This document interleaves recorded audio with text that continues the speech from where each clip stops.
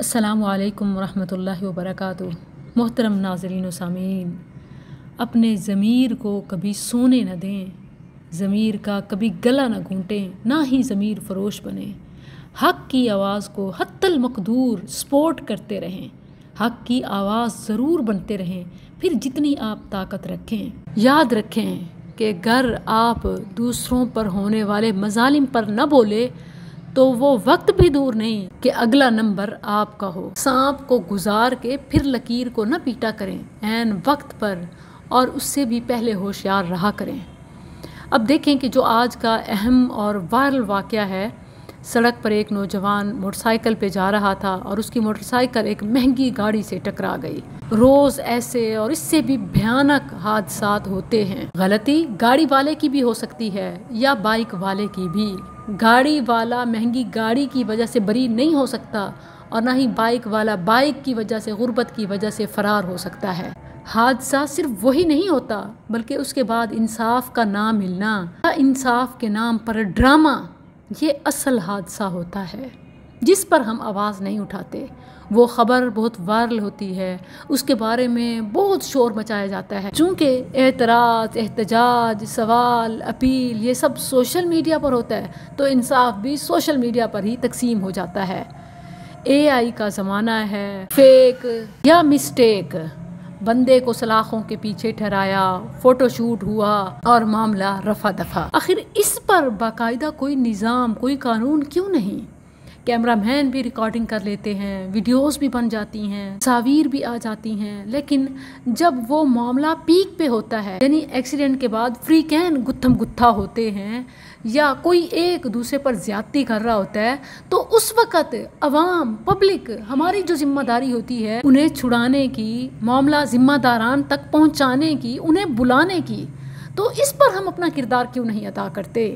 اور پھر صرف انہیں ذمہ داران کے حوالے ہی نہیں کرنا، آخر تک اس کی پیروی کرنا کہ صرف سوشل میڈیا کی حد تک کریں گے تو نتیجہ یہی نکلے گا۔ جتنا تگڑا احتجاج ہوتا ہے اتنا زوردار جواب ہوتا ہے۔ سوشل میڈیا حقیقت کا رخ بدل دیتا ہے۔ کبھی لاک اپ سے تصویر آ جاتی ہے، کبھی ذمہ دار شخص ذہنی مریض قرار پاتا ہے اور کبھی دے دلا کے معاملہ ختم کر دیا جاتا ہے۔ مظلومین، متاثرین معافی نامہ جاری کر دیتے ہیں، کیمرے کے سامنے ان سے رضامندی یا کیس خارج کرنے کی اپیل، ویڈیو پیغام دکھا دیا جاتا ہے اور نہ جانے کیا کچھ، صرف اس لیے کہ سوشل میڈیا کا پریشر ہوتا ہے۔ میں اس پریشر کی مخالفت ہرگز نہیں کر رہی، میں صرف وقتی جوش کی مخالفت کر رہی ہوں کہ ہمیں جب کوئی چیز وائرل ہو جائے صرف اس وقت انصاف یاد آتا ہے، اور اس کے علاوہ ہم کہاں کہاں اپنی ذات میں، ارد گرد میں، معاملات میں، عبادات میں، کہاں حقوق اللہ اور حقوق الناس میں کتنا انصاف کر رہے ہیں۔ یہی تو اصل ہماری تباہی کی وجہ ہے۔ یاد رکھیں، قومیں اسی لیے تباہ ہوتی ہیں کہ طاقتوروں کے لیے قانون بدل جاتا ہے اور ہم بھی اسی راہ پر ہیں۔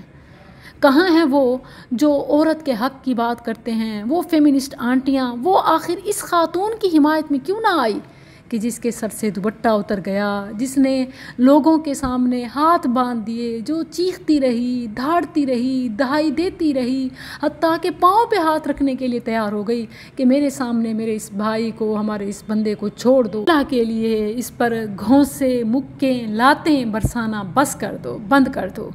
کیا اس کی سنی گئی؟ کیا کسی نے آ کے اس کو بچایا؟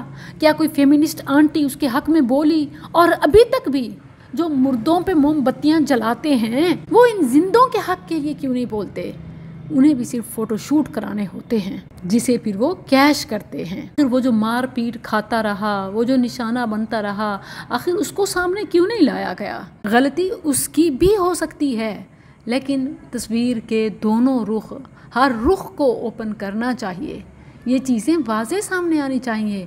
کوئی پریشر نہ ہو، کوئی بلیک میلنگ نہ ہو، کسی کے ضمیر کو نہ خریدا جائے۔ ٹھیک ہے، دیت، بدلہ، معاوضہ، ازالہ اور چیز ہے، لیکن اس سے پہلے غلطی کی پہچان تو ہو، ظالم و مظلوم کا پتہ تو چلے۔ یاد رکھیں، تبدیلی آسمان سے نہیں آئے گی جب تک زمین والے نہیں بدلیں گے۔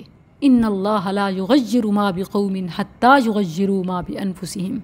خدا نے آج تک اس قوم کی حالت نہیں بدلی، نہ ہو خیال جس کو آپ اپنی حالت کے بدلنے کا۔ وقتی اور وائرل ایشو پہ نہیں، ہمیشہ حق کے لیے آواز بلند کرتے رہا کریں، انصاف دیں، انصاف کریں، انصاف کروائیں اور دلوائیں۔